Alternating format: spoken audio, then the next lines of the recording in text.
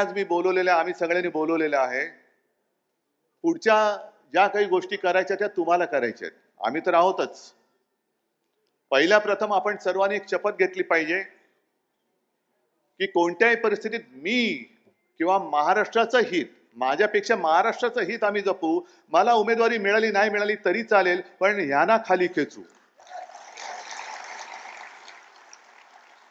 आणि साहजिकच आहे, आपल्यात काड्या घालणारी लोक आहेत, युतीमध्ये बसलेत. त्यांच्या मुख्यमंत्री पदाचा चेहरा कोण? उद्धव ठाकरे होणार का आणखीन कोण होणार? मी आज सगळ्यांसमोर स्वच्छ सांगतो की पृथ्वीराजजी तुम्ही आलात, पवार साहेब तुम्ही आलात, तुम्ही आत्ता तुमच्यापैकी कोणाच्याही मुख्यमंत्री पदाचं जाहीर करा. उद्धव ठाकरेचा त्याला पाठिंबा असेल, या जाहीर करा. कारण मुळामध्ये मी माझ्यासाठी लढतो ही भावना माझ्यात नाहीये. ज्या क्षणी मी मुख्यमंत्री पद सोडलं, ते पुन्हा जे काही लढतो मी माझ्या स्वार्थासाठी